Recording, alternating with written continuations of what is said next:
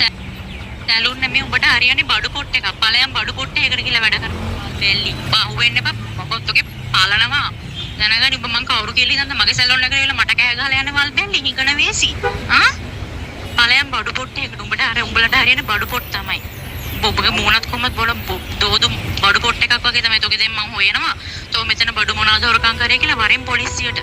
තොපිට ලැජ්ජාවක් නැහැ. ඵලයන් බයික් එකේ බඩු පොට් එකකට ගිහලා අත ගහපන් බිජ්ජවල්. තොට හරියන්නේ ඕම තමයි පට්ට වේසි.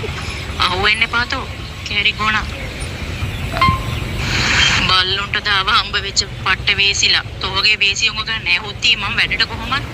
මෙතන හිඟමනේ ආවා වගේ රසාවල් ඊළඟ වෙලා මගේ තැනට වෙලා මට පාට දාලා යන තෝ කවුද?